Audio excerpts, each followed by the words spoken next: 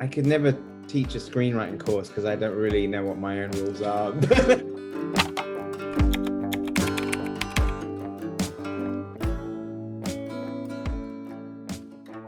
Where did this idea come from? How did you guys get together on it? I'll try and do the short version of the story.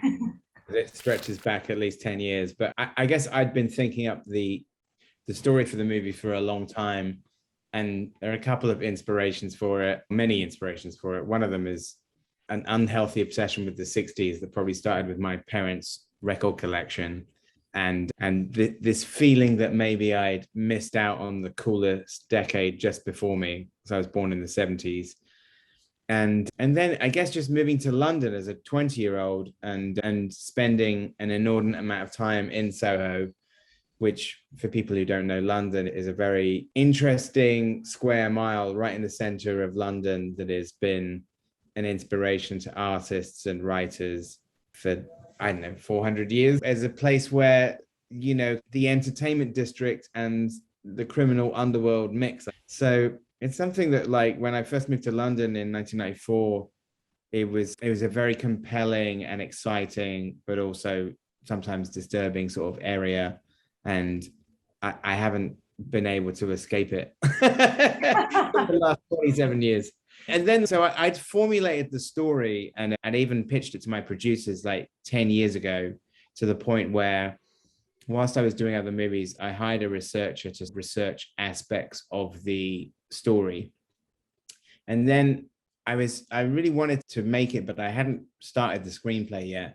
And the missing piece of the puzzle was meeting Krysty in 2016 when I was editing Baby Driver, that Sam Mendes had introduced us as saying that Sam Mendes is our mutual friend and said that we should get to know each other. And then the first time I met Krysty was in Soho itself, and sitting opposite one of the few strip clubs left in Soho called Sunset Strip on Dean Street. And then Krysty can take over this part of the story.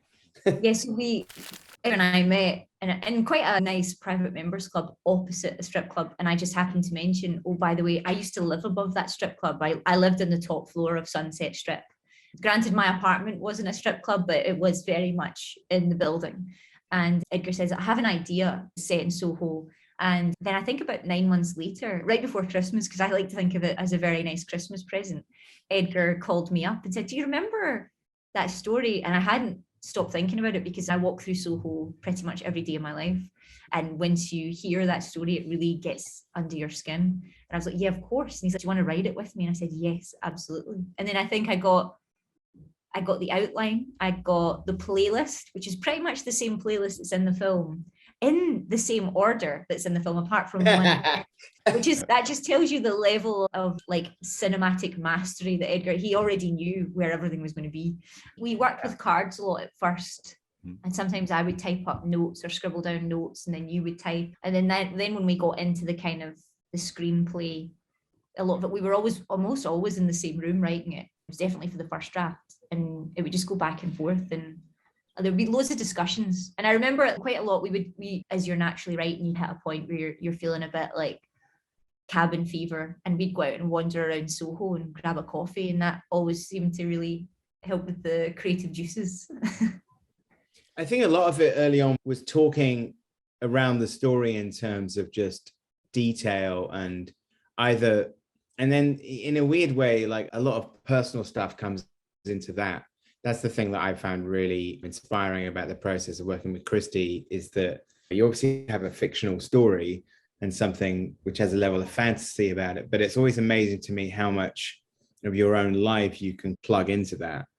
And it's something that you wouldn't necessarily think that from the movie, but there's so much in all of the characters, and even like lines that are said to people that you find things within your life that you've heard firsthand, let alone second and third hand.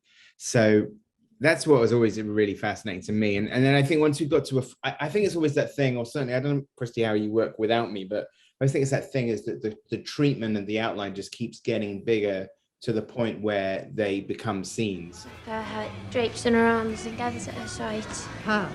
So you imagine the wearer when you're designing? When I see someone in it, when I imagine it, she's wearing the dress.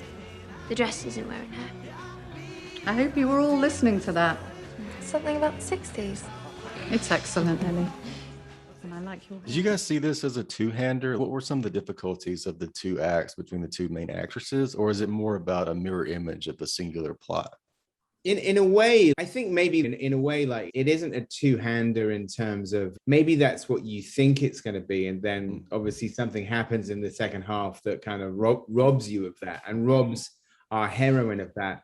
So I think in a sense, we're almost fooling people into thinking we're going to see two plot lines. And then the conception of it is that the 60s flashbacks, as they start to take a downward slide, they also are getting faster. And also, you're not sure whether deliberately, you're not sure whether what time frame they're occurring in. And that was very deliberate. It was something where at the sort of midway point in the film where things start to take a darker turn, that Eloise is experiencing these memories, but she doesn't have the full context of the events. And neither do we as an audience. So you're watching what's happening on a very visceral level without ever knowing the whole story. So I guess that was part of the idea. And actually one of the things that did expand with the screenplay as opposed to my original treatment it was Krysty's idea, was to expand the Sandy character actually.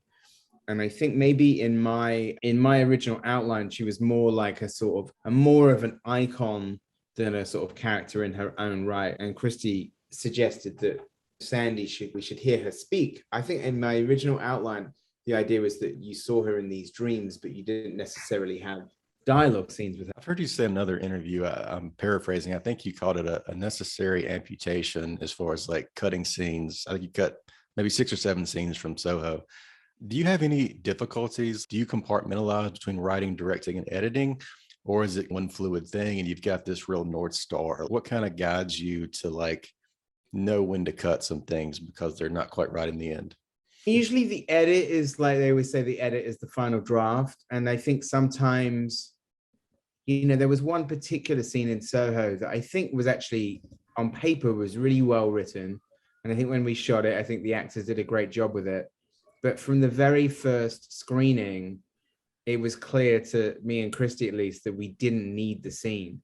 And I hate to say it, but I felt like we'd been nudged a little bit from notes about expanding something that we felt didn't really need to be expanded, was better left unsaid. And ultimately, when we showed it to an audience, that's what they thought. It just didn't seem like you needed it anymore. So in a weird way, it's that thing. I think sometimes when you do those scenes, and obviously in retrospect, if you knew you weren't going to need that scene, you would save yourself half a day shooting it. But in a strange way, it's that thing that sort of maybe helps the actors, like a scene that ultimately doesn't exist in the movie, but it certainly helps them get a sense to wrap their heads around their characters.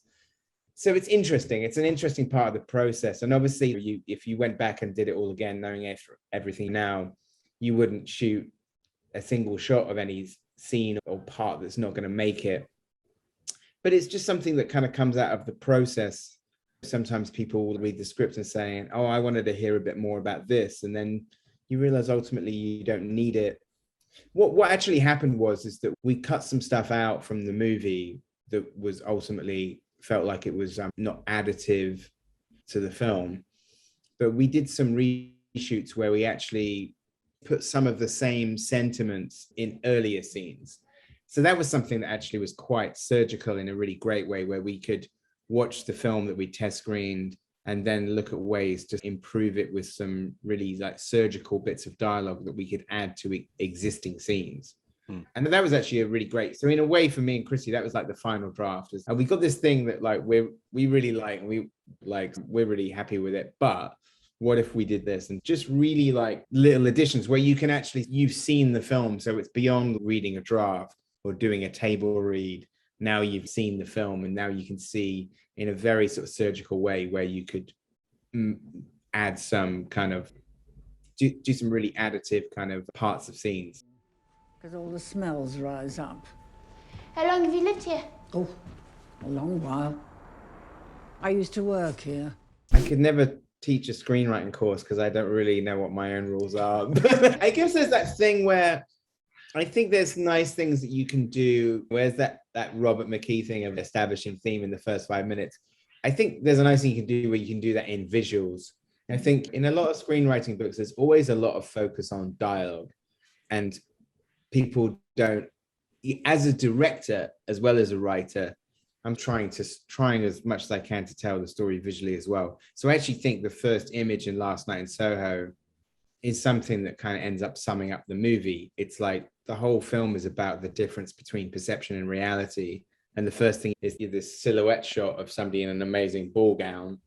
And it looks like maybe like a shot from a Hollywood 50s or 60s musical. And then when she switches the lights on, that she's just in a sort of mundane corridor in her house wearing like a dress made out of newspaper. So in that sense of things not being quite like perception versus reality, that straight away that's you're setting things up.